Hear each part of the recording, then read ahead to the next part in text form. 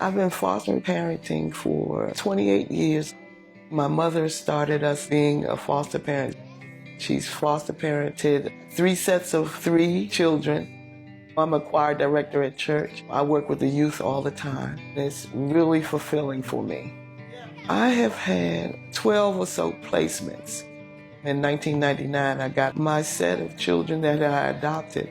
Now I have 3 lovely grandchildren coming from that adoption.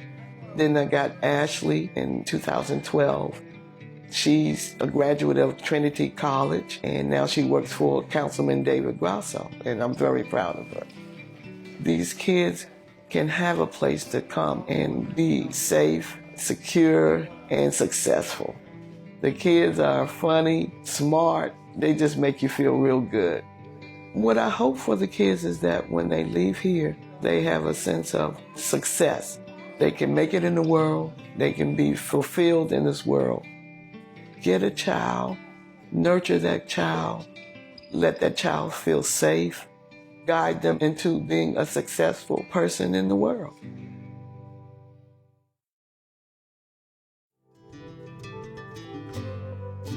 Foster parenting is quite rewarding. I spent 26 plus years with the DC Metropolitan Police Department. I realized there's a need for foster parenting. I decided to get into foster parenting so that I can give back. Being on this side of the system with my background in policing, it's hard to separate the two. Cases where there is abuse or neglect, it is extremely difficult for me because I want to jump back into the uniform. But at the same time, I realize it is my job to just provide the loving environment and the care to the child. With her, there is a need for family. I have a son, he's 14 years old.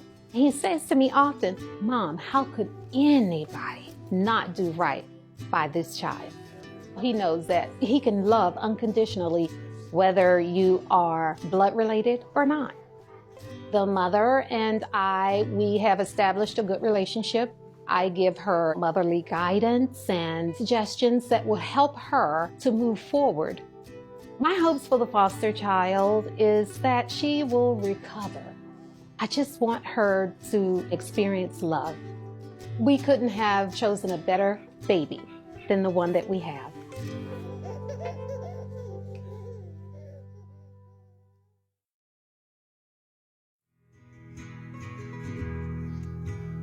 We'd always talked about fostering with the idea that we would eventually adopt. My background is in counseling. I really loved working with teenagers. Our son is 7. We wanted kids around his age. Then our first long-term placement was a teenager. There's a lot of surprises. Potential foster parents have worries about teenagers. They're not in the system because they did anything wrong. It's usually something that has involved their parents. They need the system and they need fostering to help them move on. We do have contact with biological family. We try to stay in contact and encourage our daughter to have a decent amount of contact as well.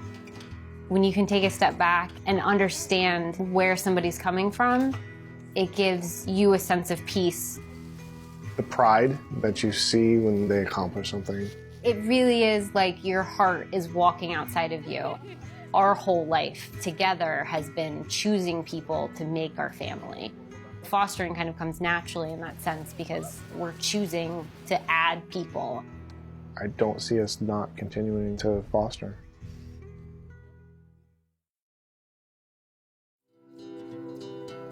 Foster parenting is an adventure. We've been pretty active in the community teaching. I'm a pastor at a local church. We love it because it's helping kids probably at their most vulnerable time of their entire life. But we've had about 13 placements come through our home. We really view it as just a great teaching opportunity for our kids, as ways for them to be outward focused, and they really have just done a great job. I serve as the president of Montgomery County Foster Parent Association. One of our goals is to connect families to each other. To have other people to talk to and to relate with is just super helpful. Our desire when kids leave here is hopefully they'll remember their time here and apply it to their own family. Anthony came to us at 5 days old. We felt like he was meant to be a part of our family, so before his second birthday, his adoption became official. One of the things I hear the most from people is, I could never do that. It would be so hard to say goodbye. That very feeling is what would make you a great foster parent, because you give your all to it, you give your heart to it, and that's exactly what these kids need. It's not about us, it's about these kids.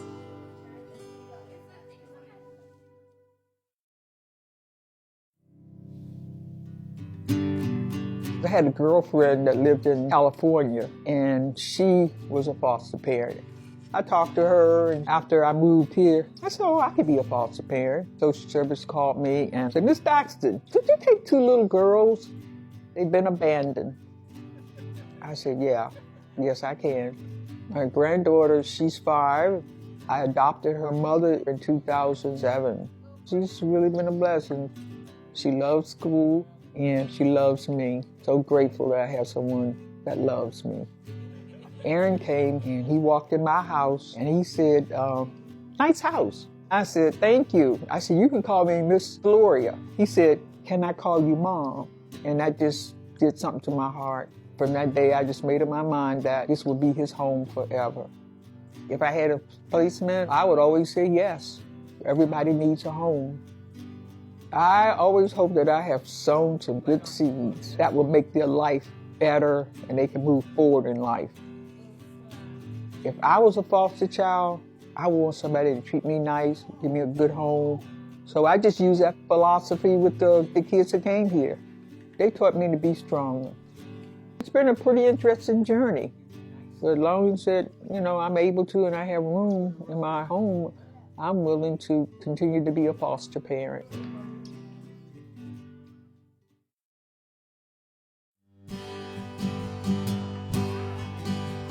We have always talked about wanting to help children. We have 10 children and 1 on the way. We've been foster parents for 2 years now. Foster parenting is an opportunity to help families during a crisis period in their lives. It's providing a safe environment. A lot of times these kids have not ever come to know that they have value, and they can also make an impact in the lives of others because they are valuable. With the placements that we have, we've still been able to do respite. We don't want to see families broken up, but in situations where families aren't able to be reunified, we are willing and letting them be part of our forever family. For our foster daughter, there was issues with skipping school. To see such a change the following school year, to have an AB student, warms my heart. Being a resource parent is really hard work, but it's worth it. All of these children, they're worth it. Anybody can start this process and make a difference in the lives of these children. I would do it all over again.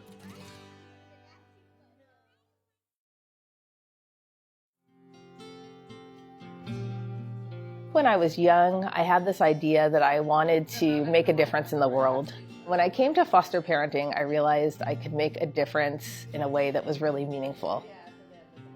I had a vision that I would work with school-age children. The county first called me with a toddler, and I thought, wow, a toddler. I don't know anything about toddlers. They helped me, and it worked out, and it was fantastic. The county asked me to work with teenagers. Something in my instincts kicked in that said, this is going to be a good fit, and I can do this. It is really meaningful to have the responsibility to guide them and to hope that they reach the place that they want to be. I didn't know if adoption was for me at all. When the opportunity presented itself, I did not have to think about it that hard. It's different when you bring older children into your house to think about how you build a family, but I think we're building it step by step. When I came to foster parenting, I realized I couldn't change the whole world, but I could make a difference in the world of a single person or a family. And that was really powerful to me.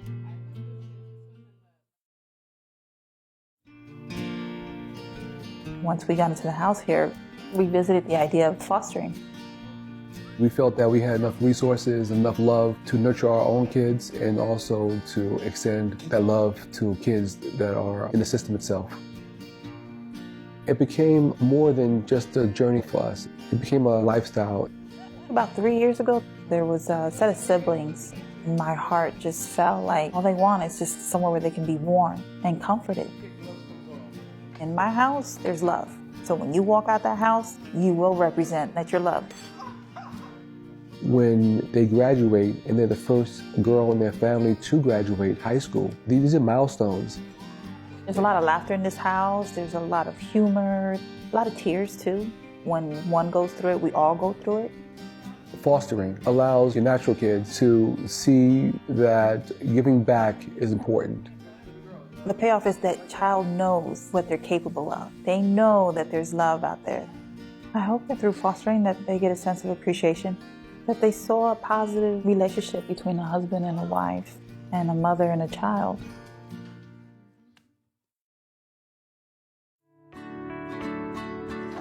It is such a great feeling going to work and somebody says, you know, how's your daughter, how's your son? It's something that we weren't approached before. We asked to have younger kids because that's who we thought we felt more comfortable with. 2.5 years ago, we got a call that said we have a 15-year-old. Would you consider fostering him? We took a leap and we said yes. What we asked for was not the right plan for us, but what we got was perfect. He came with unique challenges. He has an intellectual disability. He's definitely grown and matured into a nice young man.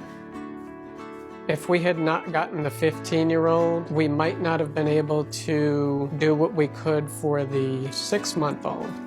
She's got some medical challenges as well. We're going from doctor to doctor. So that things are in place for her to continue to grow and be healthy. We've definitely grown together as a result of this experience. You don't realize how much it becomes part of who you are and part of your family. It's just about being able to open your door and open your heart for a child.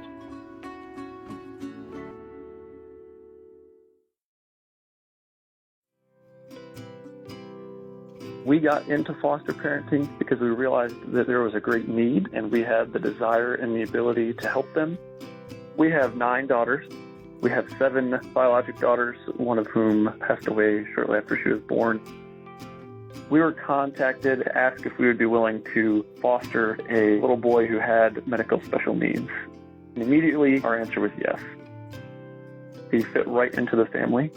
Christmas Day, we received a call that they had a heart available. He had the transplant, and very unfortunately, had every complication really that could come from that.